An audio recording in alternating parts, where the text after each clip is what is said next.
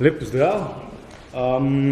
Torej, kot rečeno, bom jaz povedal nekaj o pomenu začasne javne prostora za kreativno urbano regeneracijo Ljubljane.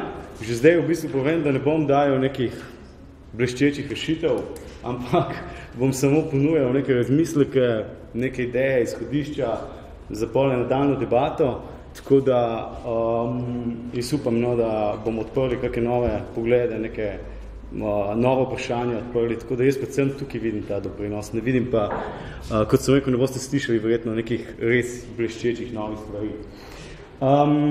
Zdaj, če začnem z pomeni začasne rabe, enostavno ne morem mimo par primerov, da vam prikažem, verjetno ste po Ljubljani, ko hodite, opaste številne neizrabljene prostore in njihove nove rabe, najbolj trendovsko je zdaj, bom rekel, postavljati novo parkirišča. To opažate dejansko, ko hodite po Ljubljani v vsakem koraku in teh parkirišč v zadnjem času res ogromno. Tukaj sem zdaj samo dve, kot tak primer, kot en primer začasne rabe, tako jemljem v navednicah. Jasno, imate pa tudi neke druge primere začasnih rab. Skratka, ta tipologija začasnih rab je zelo ekstenzivna in relativno diversificirana. Tukaj sem dal ta primer Parking Daya, ki ga verjetno tudi večina izmed vas pozna, ko neke parkirne površine nadomeščajo z nekimi drugimi prostori, z nekimi intervencijami, z nekimi performativnimi vložki. In tale primer je mogoče en bolj takih znano. Jasno, omenjali smo že onkraj gradbišča, tudi ena izmed tipičnih tipologij začasne rabe. In jasno, omenjen bil tudi rog, tudi to je neka tipologija začasne rabe. Skratka, teh tipologij začasne rabe imamo kar nekaj. In vsa dejansko prisprašujejo to vprašanje, koliko dejansko prispevajo k neki diversifikaciji ponudbe v mestu, k neki heterogenosti ponudbe v mestu, k nekemu dvigu kakovosti življenja v mestu. Zdaj, koliko je teh površin, mogoče kdo tukaj ve še boljše od mene, koliko je teh površin, jaz sem si tu sposodil ta slajd iz te knjige Degradirana urbana območja, kjer je bilo ugotovljeno glede na takratne, tako imenovane brownfields ali redevelopment fields, nekje okrog 10% površine mesta in jasno te površine opažate že sami, ko hodite po Ljubljani, vidite ograjene prostore, ki so dejansko fizično ločeni od ostalih prostorov in dejansko s tem zmanjšujejo neko funkcionalno vrednost mogoče prostorov, pa tudi ambientalni degradaciji dejansko na ta način prispevajo. Zdaj, definitivno moram začeti razglabljati o tem, ali to pomeni nek potencialni dvig kakovosti življenja v mestu in kako dejansko akterji sodelujejo v tem procesu. Ker pri začasni rabi se vsi pričakujemo dejansko, da se bodo deležniki, da se bodo ti stakeholderji, da bodo izkazali neko visoko stopnjo prilagodljivosti pri adaptaciji teh prostorov. In to se mi zdi ključni catch tu noter pri opredeljevanju pa vzpostavljanju nekih novih funkcionalnosti teh prostorov. Ampak o tem, kot sem rekel, se mi zdi, da se moramo v bistveno večji meri pogovarjati, kot smo se do zdaj. Zdaj, če opredelim prostore začasne rabe, kako jih definirati? Teh definicij imate ogromno. Tukaj sem jaz dal dve in tukaj je opredeljeno kot nekakšen razkorak do ciklu uporabe prostorov in pač ti prostori so lahko uporabljeni iz več namenov, pri čemer se za razliko od predpisanih dominantnih načinov išči zlasti alternativne načine njihove uporabe. In tukaj še ena, gre za proces implementacije začasnih rab po principu poskusa in napake z namenom iskanja nekih novih urbanih programov. Ravno to se mi zdi zanimivo, da se proba ta proces implementacije začasnih rab vzpostavljati po principu poskusa in napake. To se mi zdi ključno v tem debati o nekih začasnih rab prostora. In iz tega izhajajo potem tudi različne tipologije začasnih rab prostorov. Imate prostore, ki se začasno aktivirajo, ampak ki nimajo nekega neposrednega razvojnega potenciala. Skratka, utripnejo za nek določen čas in potem izginejo. nimajo nekega dolgoročnega razvojnega nastavka in imajo kratko življenjsko dobo. Potem imate neke uporabe, ki imajo razvojno usmeritev, imajo neko sposobnost in cilj krepitve potencijala kraja. Ti so triki, ne? Ker tukaj se dejansko lastniki prostorov, upravljavci prostorov in najbolj obregnejo ob to. Ne? Ker dejansko, kakva bo ta časovnost, temporalnost uporabe teh prostorov. In tu da se krešajo ti konflikti in ti kratki stiki med uporabniki, lastniki, upravljavci prostorov. In potem imate neke modalitete začasnosti. Ne? Koliko dolga bo to začasnost in kakve oblike začasnosti dejansko pošli noter. Imate tako imenovane stand-in začasne prostore, ki so neki, brez nekih dolgotrajnih učinkov, bolj imate te impulzivne začasne rabe. Primer tega je squat, ne? Za squataš neko moč. In potem imaš oblike cohabitation. Poleg trajnih rab se pojavijo neke usporedne začasne rabe na že obstoječih prostorih, ki samo dodajajo neko funkcijo na že obstoječi prostor, ki že imajo neko funkcionalno rabo. Zdaj, začasna raba prostora je vedno oblika nekega taktičnega delovanja pri načrtovanju prostora. Ne? Z tega vidika lahko omenim pa avtor, ki govorijo o tem, kako dejansko se vzpostavljajo neke začasne rabe in kakve so prednosti nekih začasnih rab. Naprimer, David Harvey v tej knjigi Spaces of Hope govorijo o dialektičnem utopizmu kot procesu in ne kot cilju, ne kot nekemu cilju usmerjenemu delovanju, ampak kot nek dialektičen proces, kjer se je treba nenehno spraševati o neki ambicioznosti ciljev. Zato on pravi, da če so neki cilje avtomatično že ful visoko postavljeni, potem dejansko je zelo majhna verjetnost, da se bodo realizirali ali pa implementirali v nekem doglednem času. Potem imate tukaj Michela de Sartoja, ki ves čas govori o nekih taktikah in strategijah, oziroma o razlikah med taktikami in strategijami. Ne? On pravi, da strategije temeljijo na želji po obvladovanju prostora, taktike pa se bolj prilagajajo času. Ne?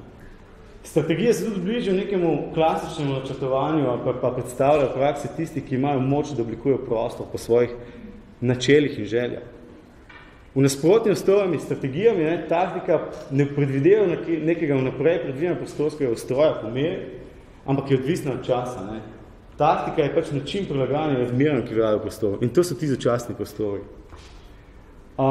Zdaj, problem, ki ga jaz vidim v tem kontekstu, v katerem smo v Sloveniji, ne, vidim predvsem to, da se prevelika pozornost namenja strategijam in premalo tej cikličnosti procesa.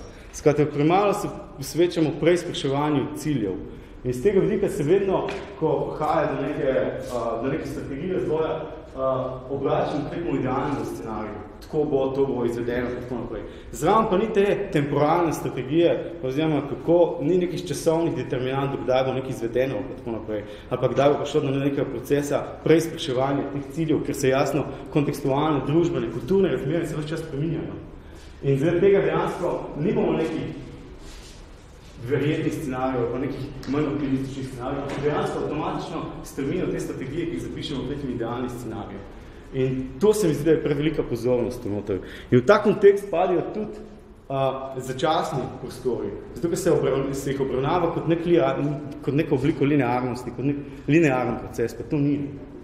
In tega ciklična prostorskega načrtovanja kot nek proces nehnega pogajanja z lastnostnih prostorov ali pa nekimi prostorskimi geografijami, enostavno v obstoječem sistemu prostorskega načrtovanja, kot imamo, se mi zdi, ne obstaja. Oziroma, mogoče, da ne bom pozmenil preveč drastičen ali pa preveč radikalen, dogajajo se neki premiki v zvezi z rabo prostora v smislu fizične rabe prostora, ne pa v smislu preizpraševanja o vsebini teh prostorov, glede kontenta. Glede tega se pa dejansko ne preizprašujemo, ni tega cikličnega procesa. No? Oziroma je predvsem manj aktiven, pa premalo, ne vem, kako bi temu rekel, premalo učinkovit, premalo opazen. In tega v bistvu to pogrešamo v tem procesu, trenutnem, kakor smo. Ne? Zdaj, zdi se mi, da obstoječi procesi dejansko, ali pa procesi uporabe prostorov, procesi načrtovanja prostorov, dejansko tudi ne upoštevajo nekaterih danosti, ki se, ali pa nekih prednosti začasne rabe prostorov. In te začasne rabe prostorov imajo dejansko ogromno nekih prednosti, tako za uporabnike prostorov, ker prinašajo neke prednosti, sinergije, lokacij in uporabnikov želja. So neka platforma za razvoj različnih dejavnosti, predstavljajo tudi prednosti za lastnike prostorov, ko vzdržujejo prostore, preprečujejo degradacijo nekih mikroprostorov. Seveda je pa vprašanje, kako lastnik vidi tudi temporalno, zato začasnost tega prostora. Vidi dolgoročno začasnost, ali kratkoročno začasnost. In jasno tudi za mesto in mestne uporabnike ima to prednosti, ker vzpostavlja neke nove funkcije v mestu, preprečuje degradacijo nekih širših mestnih prostorov, same mestnostnih prostorov, če tako rečem. In imamo lahko, jaz lahko še naprej s temi prednostmi, še naprej lahko opisujem, kakve prednosti vsi to prenaša. Naprimer, če gremo zdaj gledati posledice trenutne krize, prenaša tudi neko blažitev posledic te obstoječe finančne krize. Ta spodkopana rast, spodkopana vera v to večno rast, zmanjševanje javne porabe, manj vlaganja v razvoj mest, vse to prenaša je voda na mnen začasnih prostorov, pa spodbujanje uporabe začasnih rabe. Prav tako prestrukturiranje industrije, tehnološki napredek na področju logistike in komercialno prestrukturiranje še vedno pušča za sabo neke velike površine nezazidnih zemljišč in nepremičnin. Tisti zemljevid degradiranih urbanih prostorov, sem pokazal, je izhodišče, ki je zelo staro, ampak še zmeraj imamo ogromne parcele, če omeni samo železniško postajo in tako naprej, ki puščajo neke ogromne zamejene prostore v centru mesta. Sodobno prilagodljivo pisarniško delo potrebuje manj prostorov in s tem se povečuje tudi število prostih pisarniških prostorov.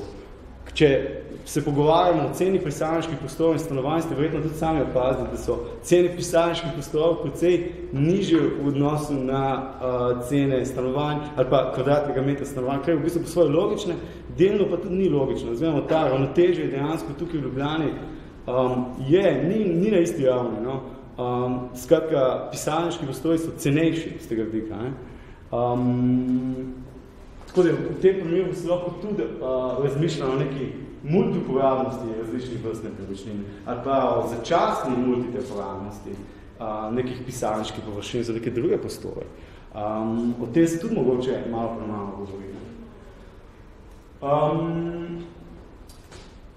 Trg nepremičnin, niti javni organi niso sposobni izpolniti vse prostorskih potreb za dejavnosti sproti razvijajočih se kontrakultur. Mesto je nek živ, dinamičen prostor, ki v nenehno poraja neke nove konflikte, neke nove kontrakulture, ki se upirajo nekom stoječim kulturnim vzorcem. In tu je mesta težko, če mesto ni pripravljeno, težko odgovarja na te oblike raznih kontrakultur, ki se pojavljajo. In se pojavljajo te kontrakulture. In so nenehno tu.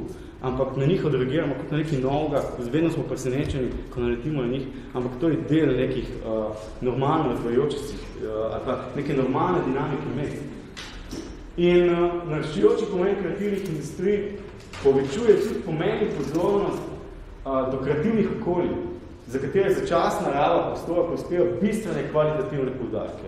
Skratka, začasni prostori ustvarjajo ta kreativni milje, oziroma dodajo en velik poudarek temu kreativnemu miljeju, temu kreativnemu ekosistemu, o katerem govorimo dejansko, da se te kreativni posamezniki, pa kreativne dejavnosti lahko razvijajo, da se klaster, da poteka ta klaster in tako naprej. Kaj mislim s tem?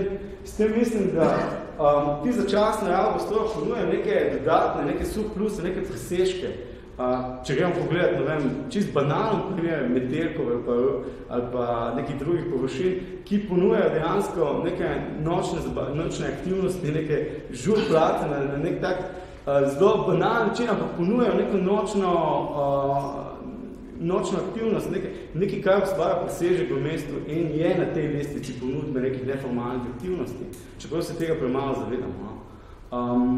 In to imajo vsa, kaj ne rečem, večja mesta, dejansko to se zavedajo te ponudbe, te neformalne ponudbe, ki prav tako ustvarjajo neko kvaliteto v mestu. In ja, absolutno, jaz tukaj zdaj mogoče malo razglabljam o tem, pa pametujem, ampak odprtih vprašanj zdaj s tem je res ogromno, za začasno rabo. In jaz tukaj se pravim, samo odpiram nekatere poglede. Ne vem, če začnem s prvim odprtim vprašanjem, izraba začasnih prostorov za namen identifikacije območja in prekalna vloga revitalizatorjev, ne, to enostavno, o tem smo že malo govorili in o tem, kako dejansko neki začasni uporabniki lahko predstavljajo neko obliko premostitvenih gentrifikatorjev. Ne. Večja in finančno obsežnejša vlaganja v vzdrževanje osnovne infrastrukture, ogrevanje, kanalizacijsko omrežje, električno omrežje, to je absolutno odprto vprašanje. Sama začasnost funkcije uporabnikov in prostora, ki zamrejo v prekinitvi dejavnosti, kljub temu, da lahko prinaša neke pozitivne družbene učinke pri lokalni skupnosti, o tem sem že govoril, vrste začasnih prostorov, o kakih oblikah začasnih prostorov sploh govorimo, o degradiranih industrijskih območjih govorimo, prenovljenih prostorih, o prostorih za prodajo, skratka vsak različen prostor zahteva drugačno obravnavo, drugačno specifikacijo, tako da jih je nemogoče medati v enotni koš. In še to, veliko vprašanje je tudi to, ker ti začasni prostori, to, da dejansko uporabiš to ciklično začasno uporabo prostorov, da se aktiviraš na tej ravni, zahteva neke družbene in kulturne dimenzije, ki predstavljajo velik izziv, oziroma izzivajo neke uveljavljene vizije in prakse, v kateri deluje sistem urejenih prostorov. Mimo tega pa ne moramo, dejansko obstoječi sistem predvideva nek linearno delovanje od neke strategije, k nekim usmerjenim nekim ciljem in glede na to, kakve probleme imamo s pisanjem že strategij. Zdaj, če jaz rečem na to, da bi se morali te strategije več čas preizpraševati, pa menjati na vsake toliko časa, ne, je to v bistvu še bolj blasfemično, kot se mogoče zdi. Ne. In ja, v bistvu je cela ta debata o začasnih prostorih dejansko o tem, kako skrbimo za neke svoje razvojne niše, ne. In kako jih uporabljamo, kako jih negujemo in kako sploh vidimo njihovo nadaljno uporabo. Tako da jaz sem zdaj tu ustavil, če je še kakvo vprašanje, drugače pa